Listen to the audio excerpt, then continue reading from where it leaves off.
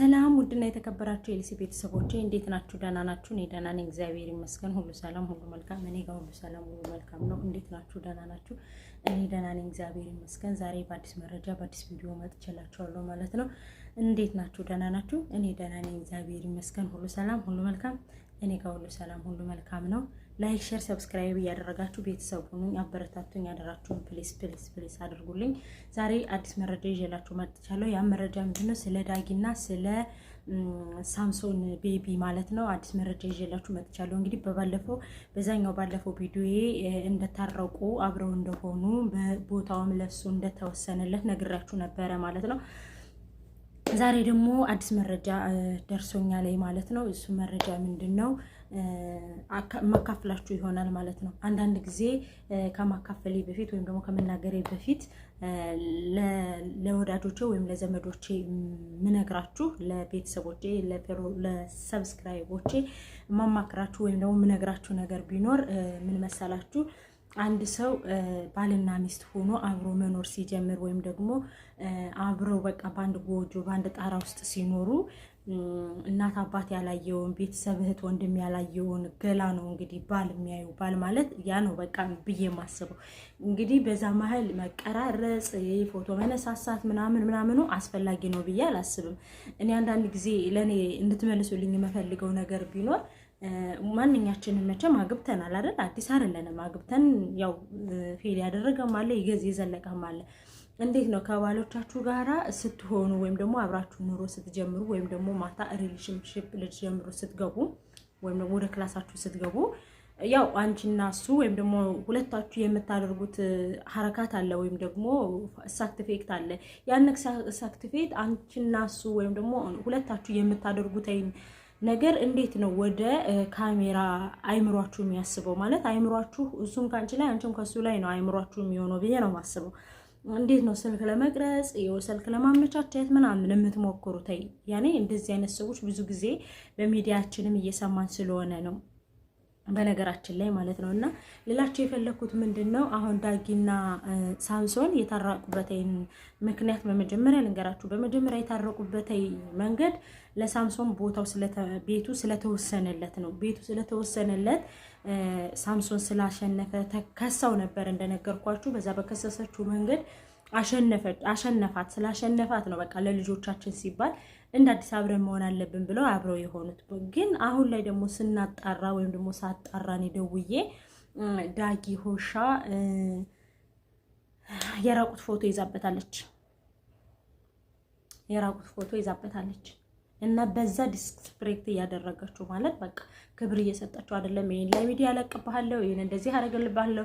ያኔ የራቁት ፎቶ ስትይዝበት እሱ አልገባችም። እሱ ብቻውን እያለ ነው ማለት። እንዴት ነው እሱ ብቻውን ስላችሁ?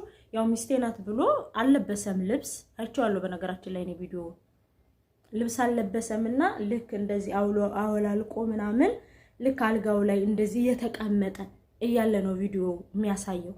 እና እሷ ግን አልገባችም። እግሯ ብቻ ነው የሚታየው እና በዛ ምክንያት ነው እና እያሸማቀቀችው ስለሆነ በዚህ ሰውነቱም እንዳዲስ ሊያልቅ ስለሆነ ፍትህ ለሳምሶን ማለት ነው። ሚስቱ ናት። ሳምሶን አትፍራ፣ ትልቀቀው፣ ምንም አታመጣም። አንተ ተሸማቀህ የምትኖርበት ነገር የለም። ለልጆቿን ኢንስፔክት ካላለች ልጆቿን ካልፈራች ትልቀቀው። አንተ አትጨናነቅ፣ አትሰብ፣ ምንም የሚያሳስብህ ነገር የለም። ሚስትህ ናት የምትለቀው፣ በራሷ ፔጅ ነው የምትለቀው፣ መቼም በሌላ ሰው ፔጅ አትለቀውም። ስለዚህ አንተ አትጨናነቅ። ምንም መጨናነቅም ሆነ መነጋገርም አያስፈልግህም። አትጨናነቅ ለማለት እወዳለሁ። ሁለተኛ ነገር ደግሞ አሁን እኔ ልልህ የምፈልገው እርጉዝ ነች እንዳልኩ፣ እሷም እርጉዝ ስለሆነች የእርግዝና ሆርሞንም ሊሆን ይችላል እንደዚህ የሚያደርጋትና ለእርጉዝና ለሆርሞኑ ስትል ያው ታገሳት። ዞሮ ልጁ ያንተ ለመሆኑ እርግጠኛም ባንሆንም ያው እንደነገርከንም አንተ እየወጣች ምሽት ቤትም ስለምታመሽ አይታወቅም። ያንተ ሊሆን ይችላል ላይሆን ይችላል። እና በነገራችን ላይ ሊሆንም ላይሆንም ስለሚችል አንተ ራስህን ጠብቀህ ያው የልጆችህ እናት ናት እሷ የንቀት ጥግን ብታሳይህ የሆነ ነገርን ብታሳይህ አንተ ታግሰህ ለማለፍ ሞክር ልጁ እስኪወለድ ብዬ ነው መልእክቴን ማስተላለፍልህ። ዳጊ ደግሞ ላንቺ ምነግርሽ ነገር ቢኖር ዳጊ የኔ ላንቺ ክፉ አይወጣኝም፣ ምክንያቱም ሴት ልጅ ነኝ እኔም እንዳንቺ ሴት ስለሆንኩ። ቢኮዝ ግን የልጆችሽን አባት የህይወትሽን አጋር የኔ ያክል አመት ያለ እድሜሽ ነው ያገባሽው እሱን። እንደነገርሽን እንደምናቅሽም ያለ እድሜሽ ነው እሱን ያገባሽው። እሱ ያለ እድሜሽ እስካገባሽው ድረስ አንቺ ዋጋ የከፈልሽበት ህይወት እስከሆነ ድረስ ማንንም ጣልቃ ሳታስገቢ ማንንም ሳትይ ህይወትሽን ለመምራት ሞክሪ። የምሬን ነው የምልሽ ዳጊዬ። ማንም ቢሆን ማንም ባንቺ ህይወት ላይ አሁን ላይ ሊያጨበጭብ ጠበቃን በዩ ምንም በዩ ባንቺ ህይወት ላይ ሊያጨበጭብ እንጂ የሚችለው አንቺ የሆንሽው ሊሆን አይችልም።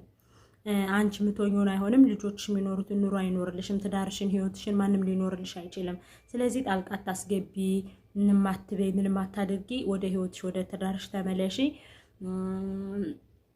ትዳርሽን በስነ ስርዓት ያዥ።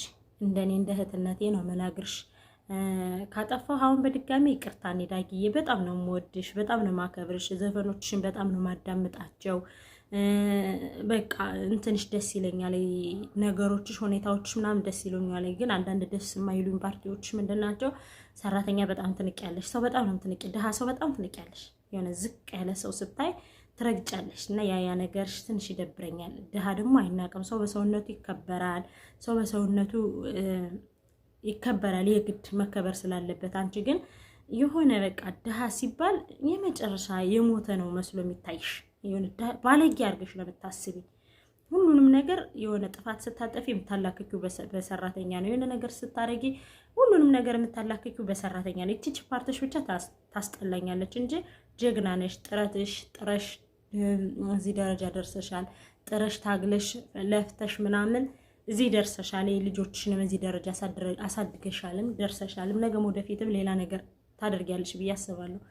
ግን አሁን ግን ትዳርሽ ጋር ትኩረት አድርጊ። ትዳርሽን ለመመለስ ሞክሪ።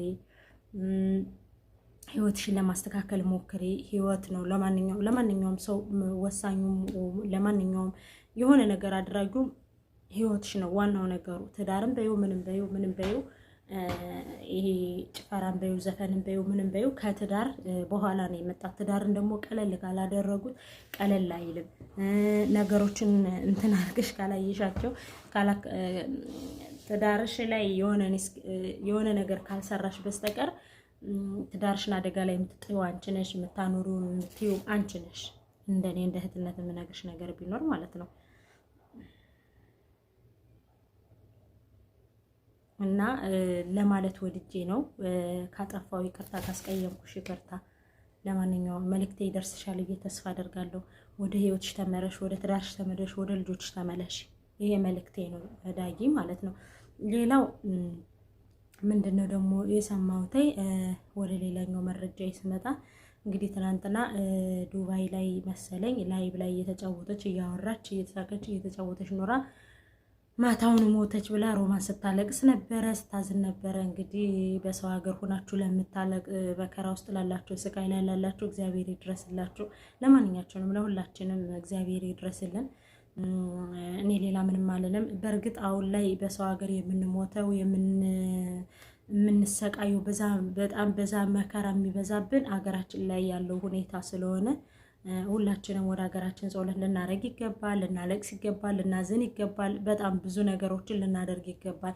ለምሳሌ አንዲት ልጅ አለች ሳውዲ አረቢያ ጅዳ ይሁን ሪያድ ይሁን እዚህ ጋር እርግጠኛ አይደለሁም፣ አጣርቼ እመጣለሁ። 15 ዓመት ሆስፒታል ውስጥ የተቀመጠች አለች። ቤተሰቦቿ ግን ሞታለች ብለው ተረድተው የኖሩበት አጋጣሚ አለና አሁን ደግሞ እኔ ምን እንደምላላቅም ይቺ ሴት አሁን ሆስፒታል ነው።